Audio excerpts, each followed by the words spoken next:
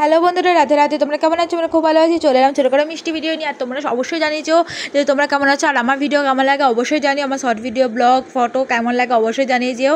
তো আজ সকাল থেকে তো প্রচুর ব্লগ ভিডিও পোস্ট করেছি। তোমরা জাস্ট দেখেওছো, লাইক কমেন্ট করেছো, সাবস্ক্রাইব করেছো, ফলো করেছো, ভালোবাসা দিয়েছো, তার জন্য সবাইকে জানাচ্ছি অসংখ্য ধন্যবাদ অ্যান্ড থ্যাংক ইউ।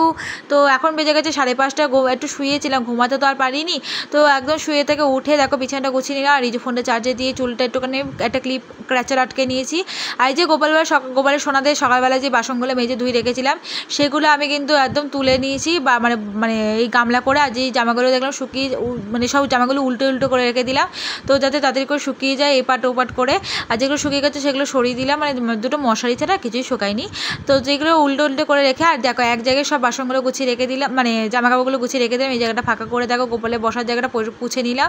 তো এই জায়গাটা গুছিয়ে নিয়েছি, কালকে তো গোপালকে আনবো না, সেই জন্য দেখতে পাচ্ছি আগে জলশঙ্খ, তারপর মানে কর্পূরদানি, তারপর হচ্ছে তোমার ওটাকে বলা হয় ঘণ্টা, আর হচ্ছে তোমার এই যে কোষাকুষির মতনই দেখতে, ওটা কি জানি না জাস্ট।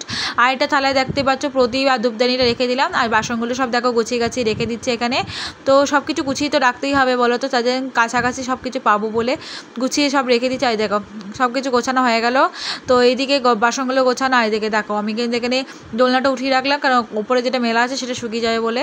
তাড়াতাড়ি দেখো এগুলো সব গোছানো হয়ে গেল। তো চলো এবার চুলটা ভালো করে আসলে নিই, কারণ সকালবেলা তো ভালো করে শ্যাম্পু ট্যাম্পু করে চান করেছিলাম। ভাগ্যিস কালকে চুলটা তেল দিয়ে চান, সকালবেলা 4টে শ্যাম্পু দিয়ে ভালো করে চান করার ফলে চুলটা এত মানে নোংরা হয়ে গেছিলো, খুশকি হয়ে গেছিলো, নোংরা মানে খুব নোংরা হয়েছে, মানে খ্যাসখ্যাসানি ভাব হয়ে গেছে চুলটা চুলটা একদম গ্লোই একদম সুন্দর হয়েছে, সফট হয়ে গেছে।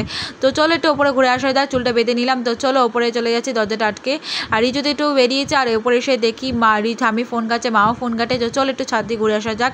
তো ছাদে এসে দেখি মা অনেক জামা কাপড়গুলো এখানে মেলে দিয়েছে, যেগুলো ভেতরে মালা ছিল সেগুলো মেলে দিয়েছে। আর দেখো আকাশটা কিন্তু অনেকটা পরিষ্কার হয়ে গেছে, সারাটা দিন বৃষ্টি হয়েছে, এখন তাই জন্য একটু মেঘটা দেখলাম পরিষ্কার হয়েছে। আর দেখো পাখিগুলোও উড়ে গেছে, জানি না পাখিগুলো মনে হয়েছে এই কদিন আমরা পুজো দিতে পারিনি বলে ওরা ভেবেছে আমরা আর আসবো না, সেই কারণেই।